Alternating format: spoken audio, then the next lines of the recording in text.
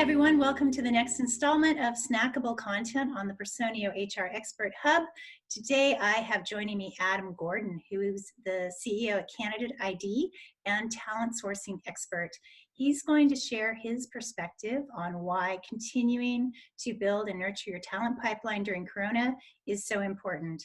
Welcome, Adam, and thank you for joining me today. Thank you very much for having me, Laura. Okay, let's jump right in with the first question. How has the Corona crisis impacted talent acquisition amongst the companies you work with? And I understand businesses have been impacted differently, but what are some of the trends you've been seeing? Yeah, I mean, this is a really interesting question, and it's one that I'm monitoring the answer to every single day. We can see that some companies have furloughed pretty much their whole talent acquisition teams. And of course, this would be typically in the industries where recruitment has stopped. Probably people have been furloughed and people are maybe being made redundant.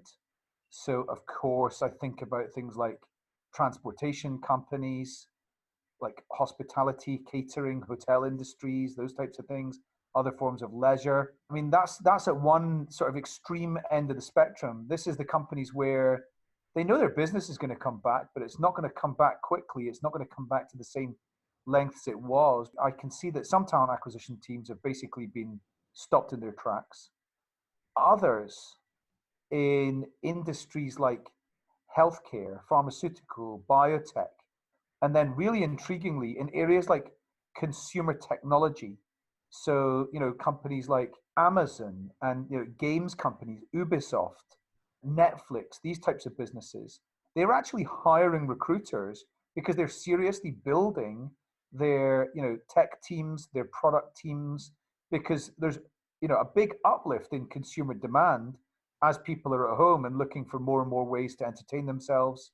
And, things like e-commerce companies. And then, of course, on the retail side, there's businesses that are doing the complete opposite of each other. Department stores, maybe they're not allowed to be open. Supermarkets hiring like crazy because they need more and more people in logistics and in retail. So, big variance in the way that talent acquisition teams have been impacted by what's happening. What advice do you have for talent acquisition professionals in companies that are planning to furlough employees or reduce working hours or even eliminate positions? Yeah, I can see a trend across our customers, which is that they're reassigning their own sort of skills and focus towards managing those internal talent pipelines, and especially those people that have been furloughed. The Chief Human Resources Officer at IBM said a couple of weeks ago that coronavirus time is a great time to go and inspire and interact and hire those individuals who are working for your competitors. So if you think IBM's coming to talk to your staff and you're concerned about that, I would be nurturing your furloughed workers and keeping them up to date by email, text message, or other forms of channels for communicating with them and keeping them up to date on what's going on. And if you can get them to categorize their skill sets, and you can, because most organizations don't really have a great visibility on actually where are the skills within my business. So if you can pipeline and segment your furloughed candidates and your existing internal talent pipelines right now, that's probably a pretty good use of your time and efforts.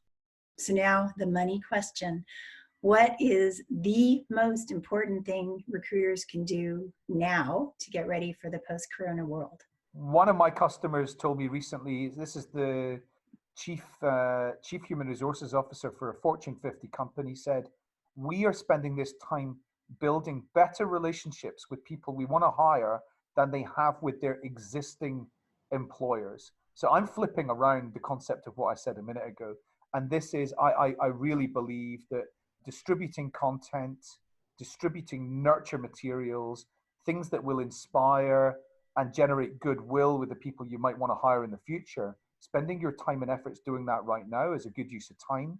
Specsavers have undertaken a campaign to nurture their optometry candidates or potential future hires in the Northern European region over the last couple of months, and they've generated a 400% increase in engagement with that population by sharing with them skills, industry insights, useful and relevant content to help them to get through the furlough period or get through this crisis and just really build those relationships.